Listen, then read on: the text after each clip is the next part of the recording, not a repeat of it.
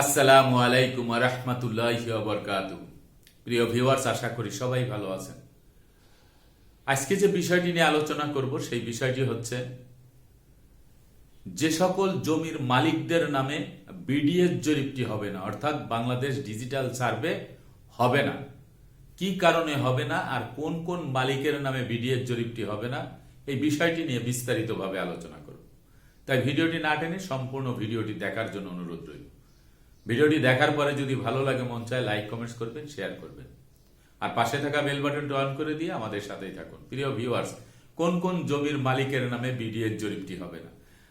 এই বিডিএস জরিপটি হচ্ছে Bangladesh digital survey.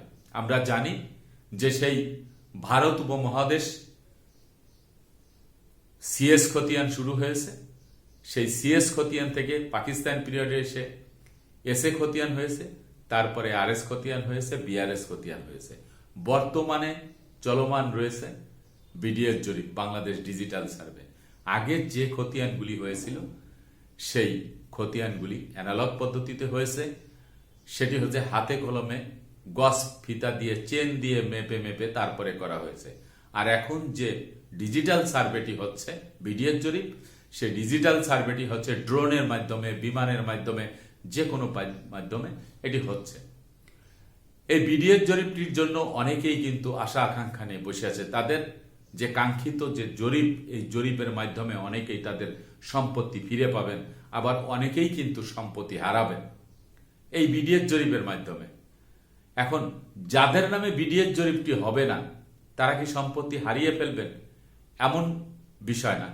বিষয়টি হলো তাদের নামে বিডিএস জরিপটি হবে না, পরবর্তীতে সংশোধন হয়ে আসলে হয়তোবা তাদের নামে হবে। তো আমরা শুধু আজকে আলোচনা করব যে বিডিএস জরিপটি কাদের নামে হবে না। এক নম্বরে হচ্ছে যে সকল জমির মালিকদের মালিকানার চেইন অর্থাৎ দলিল দলিলাদি ঠিক থাকবে না, তাদের নামে কিন্তু বিডিএস জরিপটি হবে না। আপনারা জানেন যে গণপ্রজাতন্ত্রী বাংলাদেশ সরকারের ভূমি মন্ত্রণালয় কর্তৃক অলরেডি পরিপত্র জারি করে দেওয়া হয়েছে এবং পরিপত্রে স্পষ্ট করে বলা হয়েছে যে সকল এলাকায়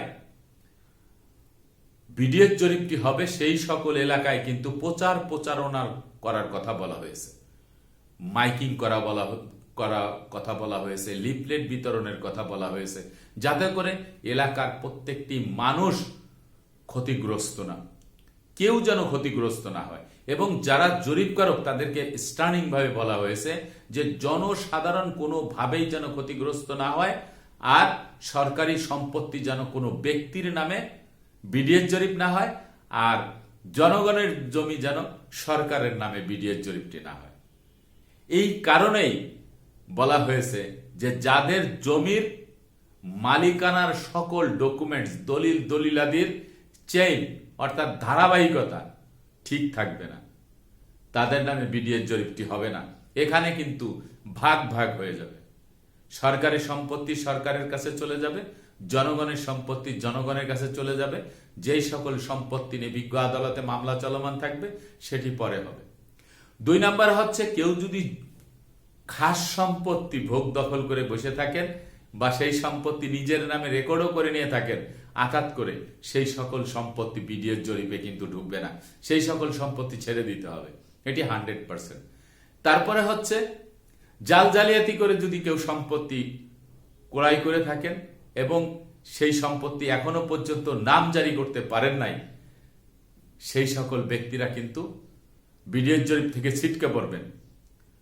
তারপরে হচ্ছে যে সকল জমির মালিকরা অদ্য পর্যন্ত প্রমাণিত তাদের সিএস খতিয়ান, এসএ খতিয়ান, আরএস খতিয়ান আছে, পৈতৃক সম্পত্তি পেয়েছেন অথবা সম্পত্তি ক্রয় করেছেন, কিন্তু এখনো পর্যন্ত আপনারা নামজারি করেন নাই, আপনাদের পূর্বের মালিকের নামে সেই সম্পত্তি রয়ে গেছে, এখনো পর্যন্ত নিজের নামে এনে ভূমি অফিসে আপনি নতুন মালিকানা অর্জন করতে পারেন নাই, সেই সকল ব্যক্তির নামে বিডিএস জরিপটি কিন্তু হবে না।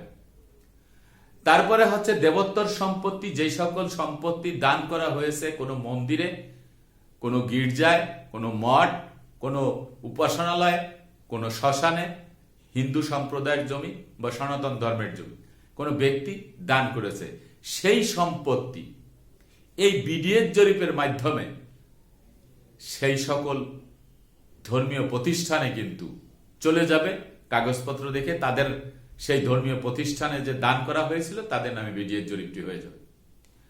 তারপরে হচ্ছে হালনাগাদ যেই জরিপ খতিয়ানটি হয়েছে ভুল ক্রমে অন্যের নামে হয়ে গেছে, কিন্তু প্রকৃত জমির মালিক যিনি, তার দলিল আছে, তার দলিলের সাথে ধারাবাহিকভাবে সিএস খতিয়ান আছে, এসএ খতিয়ান আছে, আরএস খতিয়ান আছে, কিন্তু বিআরএস খতিয়ানটি ভুল ক্রমে হয়ে গেছে, সেই সকল ব্যক্তিদের নামে কিন্তু সেই বিআরএস খতিয়ানের বুনিয়াদে তাদের নামে কিন্তু বিডিএর জরিপটি হবে না।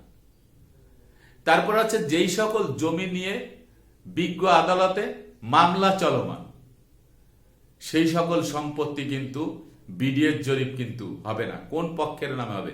যেই পক্ষের জাজমেন্ট আসবে পরবর্তীতে সেই পক্ষকে কিন্তু বিডিএর জরিপটি করে দেওয়া হবে। এই বিষয়টি কিন্তু 100% বলা আছে।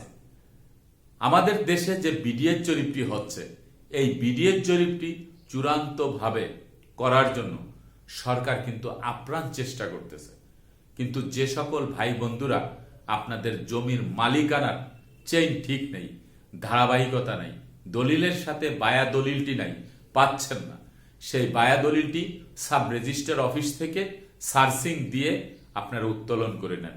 যদি দেখেন যে বায়া দলিলের কোনো ট্রেস নাই, কিন্তু আপনারা জানেন যে এই জমিটি কার কাছ থেকে ক্রয় করা হয়েছিল, যেই ব্যক্তির কাছ থেকে ক্রয় করা হয়েছিল তার নাম দিয়ে, অর্থাৎ দাতার নাম দিয়ে সার্চিং দিবেন সাব রেজিস্টার অফিসে। সম্ভাব্য সন থেকে 5 বছর পিছনে, 5 বছর সামনে, মোট 10 বছরের মধ্যে যদি আপনি তল্লাশি দিতে পারেন, অবশ্যই আপনি সেই বায়া দলিলটি পাবেন, যেই দলিলের রেফারেন্সে আপনাদের দলিলটি তৈরি হয়েছিল। এটি যদি আপনারা বের করে আপনারা রাখতে পারেন, তাহলেই কিন্তু আপনাদের ধারাবাহিকতা দলিলের সাথে বায়া দলিল কিন্তু পর্যায়ক্রমে আপনারা পেয়ে গেলেন। আর যদি বায়া দলিল না পান, তাহলে মনে করবেন যে এই সম্পত্তি খতিয়ান মূল্যে বিক্রি করা হয়েছে এবং আপনারা খতিয়ান মূল্যে ক্রয় করার কারণে দলিলটি হয়েছে। তাহলে সেই খতিয়ানগুলি আপনারা জোগাড় করে রাখবেন। কত সালে দলিল হয়েছিল? যদি 2000 সালে হয়ে থাকে তাহলে ধরে নেবেন সিএস খতিয়ান, এসএ খতিয়ান, আরএস খতিয়ান, এই 3টি খতিয়ান আপনাদের ওখানে হয়েছে।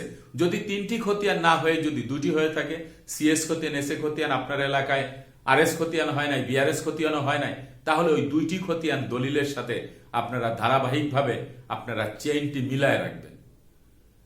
এই বিষয়টি যদি আপনারা নজরে আনতে পারেন, তাহলে কিন্তু আপনাদের নামে বিডিএর জরিপটি হবে।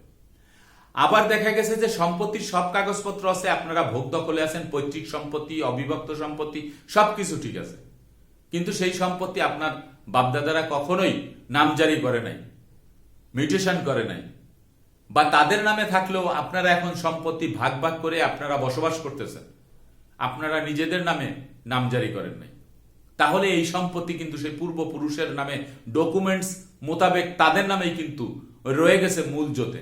আপনাদের নামে ব্যক্তি মালিকানা হিসাবে কিন্তু এই সম্পত্তি আপনাদের নামে আসে নাই, যার কারণে আপনাদের ব্যক্তি মালিকানা অর্জন করতে হলে অতি সত্বর আপনারা কিন্তু নামজারি করে মালিকানা অর্জন করে বসে থাকুন। বিডিএর জরিপ আসলে ওই নামজারি মোতাবেক সকল কাগজপত্র ঠিক থাকলে আপনার নামে বিডিএর জরিপ হবে। আর যদি না হয়, না করে থাকেন, তাহলে কিন্তু বিডিএর জরিপটি হবে না।